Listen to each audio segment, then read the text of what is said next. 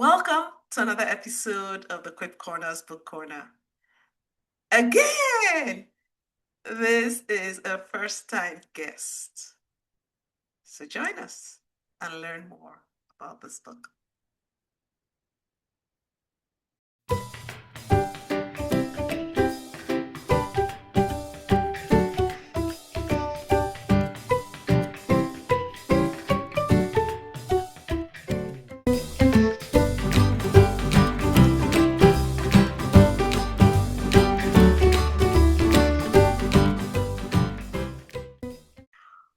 Welcome to the Quip Corners Book Corner, Reverend Robin.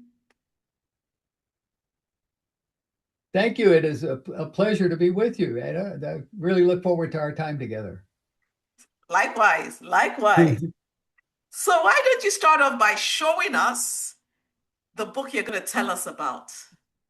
Okay, it's entitled Expressions of the Soul.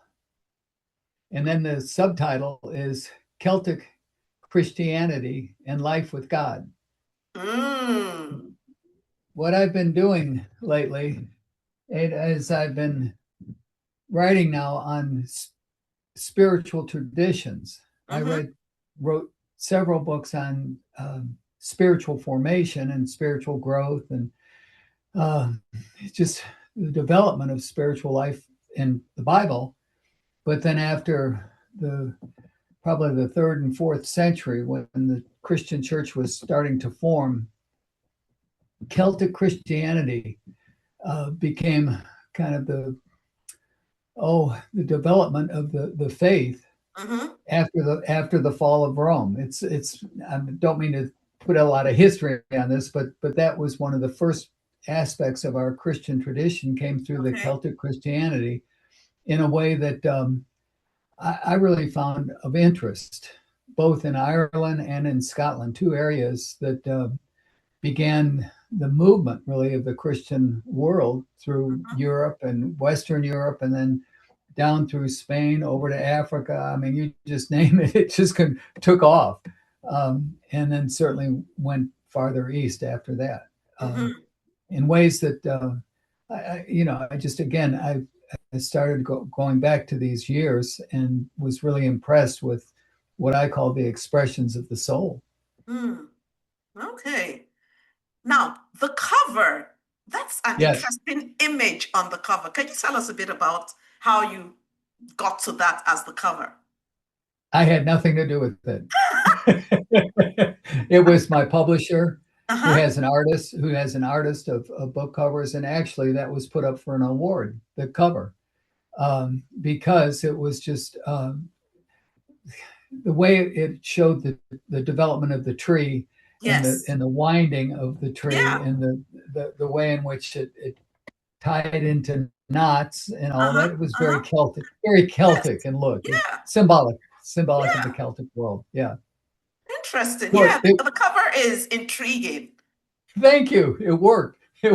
And the title, Expressions of the Soul. I can't tell you how many people I teach now in churches throughout Kentucky. And often the participants in the class are the ones who start and want to know more and talk more about the soul, which I thought is of great interest, obviously, to me and to the book, but I didn't realize how quickly people would jump on that, and then also not really know where to begin and how to begin to talk about the soul, which, again, this book provides at least a framework for that. Okay. So how do you begin to talk about the soul? Well, that's what I'm saying. I kind of backed into it. It started with a class that I was teaching, and one of the students, a young man, raised his hand and said to me, he said, what do you make of the soul? And it was out of left field. It was out of I was talking about something entirely different. I had to stop and pause and think, and finally, I was about to say it was out of the blue, and I was like, you're dressed for the part. That's right. Well, long story short, I'm being the good teacher that I am, I threw the question back at him, and I said, well, what do you make of the soul? And he said, I don't know. That's why I'm asking I'm you. asking exactly. Should we still keep So trading questions? that's right. It was so we had just finished coming out of a concert for Christmas in the church, and it was just a beautiful concert. And I said something to the effect it was so ethereal to my soul. It just touched Yeah, my. I said it touched my soul, yeah. and that got the class Triggered. kind of Yeah. focused. Yeah. And I said I went from there, and I said, could you imagine that concert if there was, no, if the organist who we knew is who was the conductor, I said, if he wasn't there, Mm-hmm. what would have happened to the choir? What would have happened to the orchestra? What would have happened to getting the congregation to sing? How would you know when to begin? How would you know to stop? And I said, that's what a conductor does, for a concert, and that's what the soul does for our life. It's like a conductor. Mm. And I want to say that was the spirit working through me because Sure. with that, it ended the conversation. I mean, we could stop at that point with thinking about a conductor because a lot of the people in the class are in the choir and all, and they got it. Yeah, yeah. And yet, the more I thought about it, the more I wanted to write about it, which is where the book came The into book came to from. life. Yeah. Yeah. Oh, that's nice. I mean, yeah, it's amazing how the Holy Spirit helps us concretize something Yes. difficult to Yes. explain. Yes. And then something like the soul. Um, I want to say we've lost that use of that conversation. We don't talk that much about the soul. We Mm, talk about consciousness. We talk about our ego or psychology or Elon Musk, that name. yes, I Have you? do. Okay. Well, he was being interviewed on YouTube. I saw this on YouTube. Someone told me to go look it up. And what they were asking, what this Tucker Carlson who was interviewing him, they were Yeah, I talking know about. Tucker Carlson too. Okay, well, Of him. they were talking about artificial intelligence, and they Yes. were talking about creating robots, and they were creating a person just like you. Hmm. Hey, do you think that can be done? Of course not. They're not the No, creator. but they put chips in your brain and they try Yeah, to finish your sentences and get your vocabulary and your humor and your personality and all this stuff. yeah. Finally, Tucker Carlson said to Elon Musk, he said, well, what do you know about the soul? Can you Hmm. imitate? They were talking about imitating the personality, and he said, well, Yes.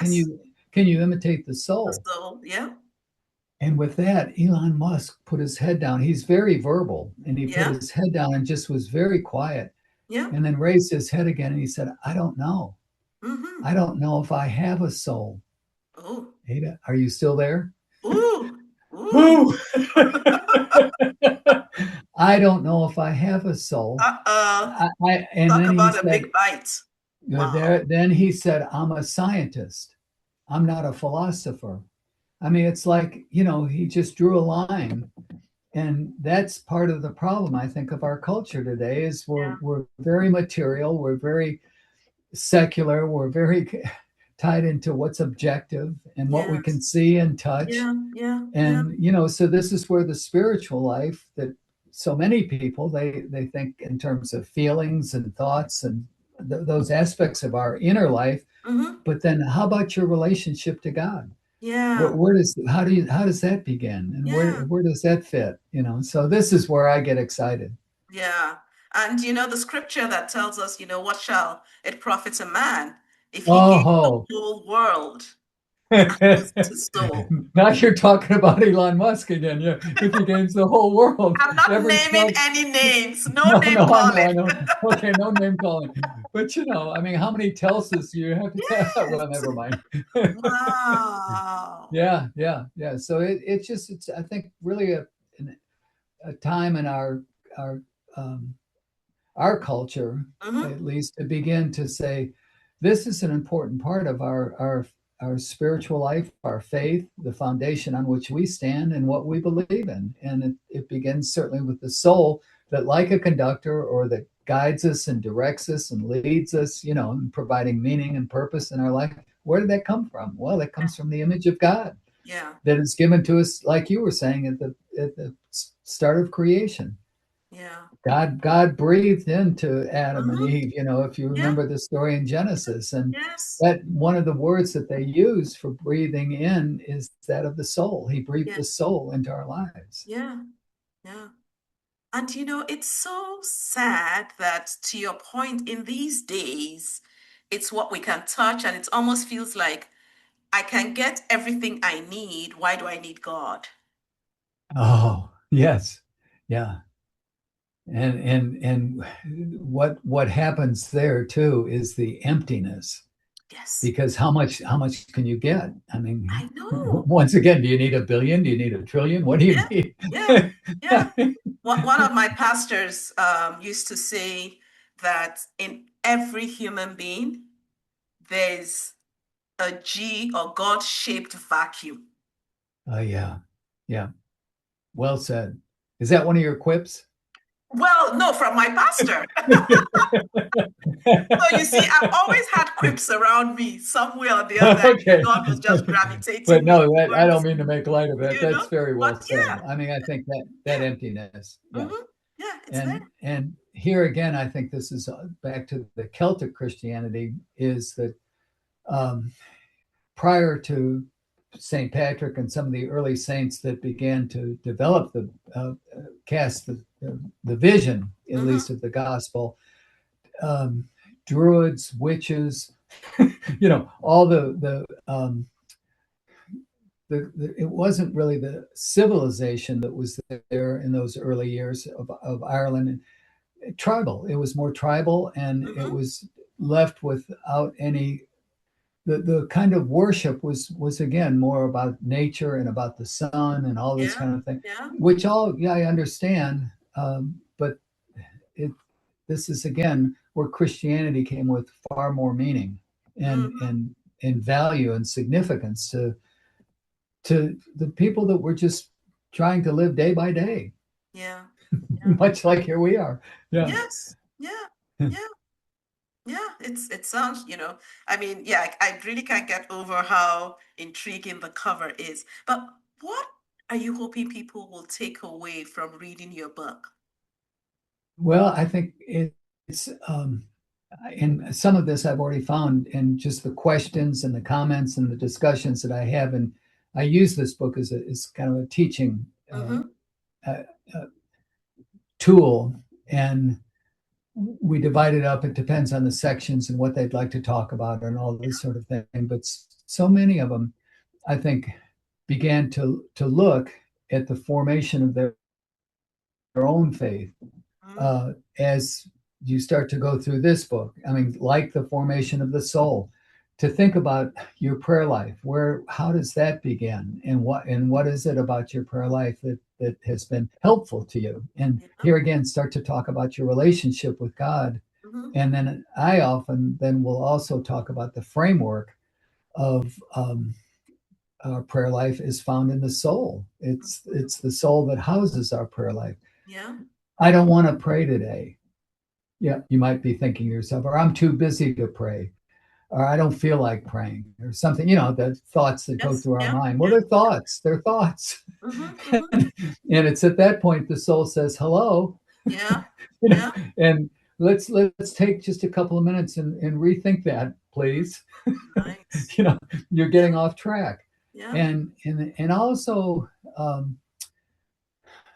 something like the 23rd Psalm, where he restores my soul, So, and to know that our souls at times are unhealthy. Our souls sometimes can get sick. yes. Our souls at times can lead us astray. Mm-hmm. Um, Perhaps not by the soul itself, but by the soul unwilling to go perhaps where Where our should? will is taking us, or Yeah. where our decisions might take us, where I Yeah. think, well, maybe this is something I can do better than Mm, yeah. just sitting there and praying or something. Yeah. So all this is a way of again integrating, which is what the soul does, is integrates many of these thoughts that we have, the feelings that we have, the decisions that we make, so on and so forth. Even our bodies are important to the soul.